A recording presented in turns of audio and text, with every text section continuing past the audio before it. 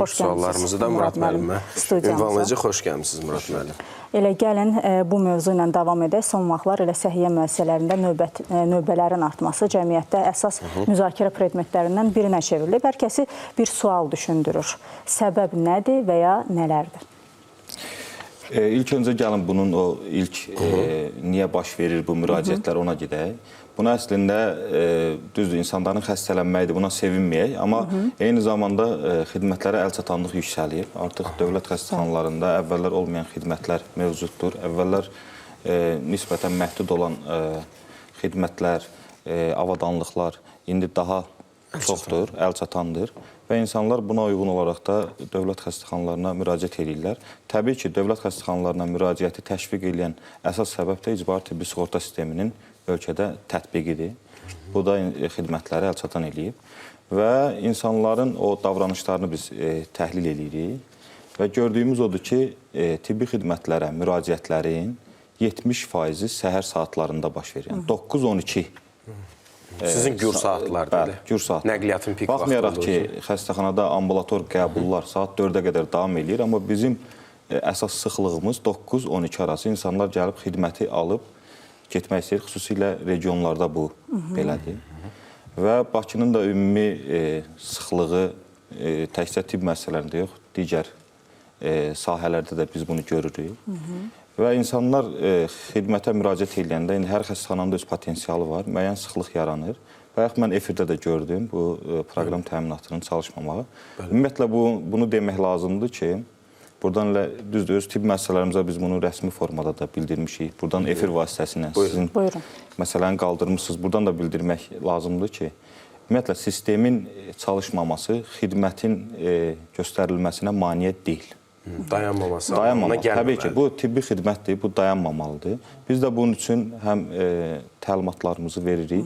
Amma daha belə indi yaxın günlərdə də bunun həllini biz xəstəxanalarımızda da görəcəyik. Biz offline rejimdə də çalışan bir proqram təminatı özümüz daxildə hazırlamışıq və xəstəxanalara bunu kommunikasiya da eləmişik. Və artıq indi texniki problem olduğu vaxtda, nasazlıq yarandığı zaman da artıq offline rejimdə də bu proqram təminatından istifadə edib o heç bir narahatçılıq, narazıçılıq yaratmadan əsasən hansı problemlərlə üzləşirsiniz? Oradakı problem texniki bir internetlə bağlı ola bilir və yaxud o saatlarda yüklənməklə bağlı ola bilir. Belə hallar olduğu zaman da həmin o offline rejimdə çalışan proqrama davam eləmək olacaq. Onun da əslində indi dayandırmaq səbəbi odur ki, hər şey elektron olduğuna görə vətəndaşın adı xidmətə vurulmayan da onun laborator cavabları, digər tarixçələr, onlar artıq orada müdaxilə etmək olmur deyə ümumi belə bir kommunikasiya olunub bəzi müəssisələrdə.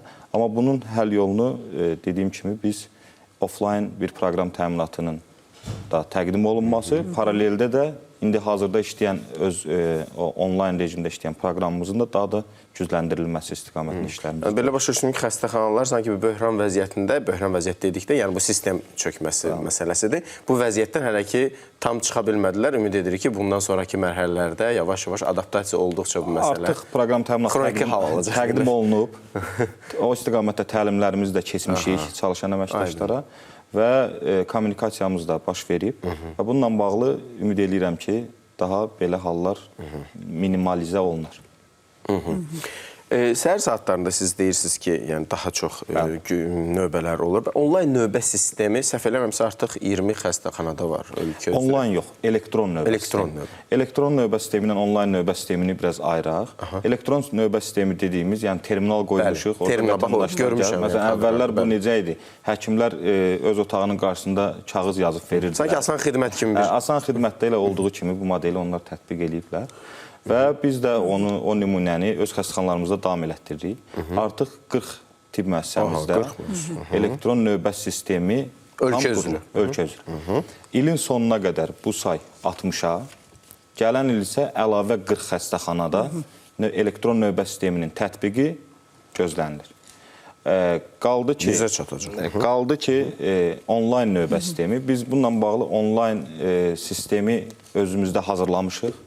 Və bir tibb müəssisəsində hazırda pilotu tətbiq olunur, yeni klinikada. Bu onlayn sadəcə application, o tətbiq, mobil tətbiq üzərindən insanlar evdə oturub istədiyi həkimə randevus günü və saatı qeyd etməklə. Yəni bu gün sabah üçün randevu. Bəli, randevu alın. Düzdür, orada da müəyyən çətinliklər yaranır. Ümumiyyətlə bu növbələrin azalmasına, yəni xeyli dərəcədə kömək eləyə bilərmi? Növbələrin azalmasına eləyə bilər. Növbələrin tənzimlənməsinə daha çox eləyə bilər. Aha, hə, yəni vətəndaş, pasiyent belə deyək də, bu gün oturub sabah üçün özünə sanki bronlaşdıracaq, növbə götürəcək. Bəli. Əslində eyni model asan xidmətdə də var. O da var. Murad müəllim, bəs ümumiyyətlə tibbi xidmətin əlçatanlığı bölgələrdə necədir? Yəni şəhərlə, paytaxtla eyni səviyyədədirmi? Mən bəzi nümunələr deyim. Buyurun. Xəstəxanalarımızda bugünkü gün müraciətlər, orta hesabla bizim xəstəxanalara gündəlik müraciət 1000 nəfərdir. Yəni ümumi təbib xəstəxanaları gün ərzində 100 min müraciət qəbul edir. 100 min ölkə üzrə. Yəni xəstəxanalarımız əvvəllər, məsələn, biz təhlil edirdik ki, insanlar xidmətləri, məsələn, minimal basic, necə deyirlər, təməl xidmətləri bölgələrdə alıb, digər daha o dəyəri yüksək, nə bilim, necə onu tərif edeyim, daha belə cərrahi xüsusilə əməliyyatlar üçün Bakıya və yaxud böyük şəhərlərə gedirdilərsə, artıq rayonlarda da bu xidmətlər əlçatandır. İstər avadanlıq bax, təkcə keçən il biz region xəstəxanalarına 8 MRT cihazı quraşdırmışıq, təkcə keçən. Təkcə son 2 il ərzində biz 3 rayonda ürək mərkəzi yaratmışıq. Şirvan, Şəki və Lənkəranda. Burada həm angioqrafiya xidməti var, həm ürək damar cərrahiyyəsi. Bundan başqa biz travmatoloji və uroloji mərkəzlər yaratmışıq bölgələrdə.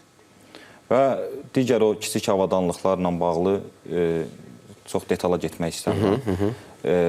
Və minimal invaziv əməliyyatları icra eləmək üçün laparoskop cihazları 20-dən artıq xəstəxanalarımıza təqdim olunub və əsas da prioritet verilir region xəstəxanalarına. Yəni bu avadanlıqlarla gücləndir. Bakı xəstəxanaları yaxşıdır. Zaten bu vəziyyətdə yaxşıdır. Düzdür, onlara da lazım dəstək göstərilir. Amma regionlarda biz gücü daha da artırırıq ki, xidmətləri insanlar yerlərdə alsınlar. Hətta bu yaxında biz ictimaiyyətə də təqdim elədik. Mentor klinikası bir layihəsi təqdim elədik. Bu nədir? Bakının böyük xəstəxanalarından hər həftə bir qrup həkim, hansı ki regionlarda onunla bağlı bizim ciddi çatışmazlıqlarımız var və həkimlərlə bağlı ezam olunurlar və əmək fəaliyyətinin bir hissəsi kimi həmin tibb müəssisəsində pasiyent qəbul edirlər, xidmətlərini təqdim edirlər. Yəni, bu da yeni başlayıb, bir aydır başlayıb. Bəlkə də efirdə hələ ilk dəfə deyirik bunu, özümüz daxildə bunu təqdim eləmişik. Və kifayət qədər də ciddi effekti var. Çünki Bakıda çalışan güclü mütəxəssislər. Həkimləri öz səhifələrində belə reklamlar edirlər ki, məsələn, filan tarixdən filan tarixə qədər filan rayonda olacaq. Belə reklamlar çıxır qabağımıza. Biz indi artıq onu elə Bakıda olan, Bakı şəhərində yerləşən tibb müəssisələrimizdə çalışan yüksək ixtisaslı həkimlərlə bir yerdə gedib bölgələrdə pasiyentlərimizi qəbul edirik. Yəni bu kadr çatışmazlığı və resurslarla idarə olunma məsələsini gündəmə gətirdi. Yəni ki, bölgələrdə bir qədər kadr çatışmazlığı məsələsi var. Bu ondan irəli gəlir. Bölgələrdə kadr çatışmazlığı var. Hətta Avropa ölkələrinin aparıcı ölkələrlə müqayisə edəndə adam başına düşən həkim bizdə nisbətən aşağıdır. Məsələn, Avropa ölkələrində bu 3,5, 4 səviyyəsindədirsə, 1000 nəfərə düşən həkim. Niyə ixtisaslı həkimlər bölgələrə getməyə bir qədər çəkinirlər? O təkcə həkimlərlə bağlı deyil, ümumiyyətlə insanlar daha çox yəqin ki, urbanizasiya, böyük şəhərlərə yaşamağa meyl edirlər. O cümlədən o da təsir edir həkimlərin də yer dəyişməsinə. Amma biz proqramlar vasitəsilə belə qısa müddətli proqramlarla istəyirik regionlarda da xidmətləri əlçatan eləyir. Qaydaq bir qədər əvvəlki müzakirəmizə, yəni bu növbələrlə bağlı. Çünki son günlər bu məsələ daha çox müzakirə olunur. Necə düşünürsünüz? Bu mövsümi xarakterlə bağlı ola bilərmi, həm də insanların sayının artmasında? Mövsümi sayla da bağlı ola bilər. İndi dəqiq hansı... Çünki payız mövsümündə adətən xəstəliklər bir qədər çoxalır. Payız qışda bəli, elə olur. Düzdür, bu mövsümü ilə də əlaqədardır, amma eyni zamanda ümumiyyətlə xəstəxanalarımıza müraciət illər üzrə, aylar üzrə baxsaq, demək olar trend həmişə artan istiqamətdə davam edir. Yəni insanların tibb müəssisələrinə, dövlət tibb müəssisəsinə etibarının yüksəldiyini göstərir bu. Biz bunu belə Bir də qiymətləndiririk. necə düşünürsünüz? Bəs bu ümumiyyətlə bu növbələr ən çox hansı sahələrdə müşahidə olunur? Məsələn, tutaq ki, pediatriya olsun, kardiologiya olsun. Ümumiyyətlə bütün istiqamətlərdə ambulator, yəni ayaqda gələn müraciətlərdə hiss olunur. Bunun əsas səbəblərindən biri də odur ki, düzdür, insanların o xəstələnmə əmsalları var da. Xəstəxanaya gəlişlər adətən, məsələn, dünya ölkələrində ixtisaslı həkimə, biri var ailə həkimi, bu ümumi profilli həkim. Bir də var endokrinoloq. Ailə həkiminə əsasən insanlar yönəlir. İxtisaslı həkimə isə ümumi müraciətlərin təxminən 50-60% gedir. Yəni 40-50% ailə həkimində həll olunur. Bizdə isə əsasən xəstəxanalara yönəlir insanlar. Məsələn, sadə bir... Şəfanı orada tapmaq istəyirik. Hə, əslində ailə həkimi də bir həkimdir. Bəli, bəli. İlkin səhiyyə müəssisəsində də, yəni bizim ilkin... Amma o ixtisaslı həkimə yönləndirir, Əsasən, yönəlmə deyən insanlar özü o daha ixtisaslı həkimə müraciət edəndə özünü daha belə psixoloji komfortda hiss eləyir. Bir bu səbəb var xəstəxanalara müraciətdə. Bir də sığortanın tətbiqi, bunun ödənişsiz olmağı ciddi rol oynayır. İnsanlar illərdir yığılan xəstəliklər var ki, xüsusilə bu indi 5-6 ildir də bu sistem qurulub. İllərdir yığılan xəstəliklər var ki, onlar indi hamısı kütləvi hal alıb. Bəlkə zamanla bu tənzimlənəcək. Bir də məsələn, mən bu yaxında Statistika Komitəsinin illik statistik məcmuası açıqlandı da ki, ölkədə nə baş verib 2024-cü il üzrə. Bu səhiyyə sahəsini də əhatə eləyirdi. Orada biz baxırıq ki, ambulator müraciətlərinin ölkə üzrə 70% təbib müəssisələrində cəmləşib. 80% stasionar prosedurlar təbib xəstəxanalarında baş verir. Əməliyyatlar, cərrahi əməliyyatların 70% təbib xəstəxanasında baş verir və doğuşların da 65% təbib xəstəxanalarında baş verir. Yəni, ölkə əhalisinin tibbi xidmət alışlarının böyük faizi təbib xəstəxanalarında baş verir. Bu da istər-istəməz xəstəxanalarımızı yükləyir. Aydındır. Çox sağ olun Murad müəllim. Studiyamıza gəlib suallarımızı cavablandırırız. Ümid edirik ki, sistem xətaları bir də olmaz və belə uzun növbələr yaranmaz. Mən təşəkkür edirəm.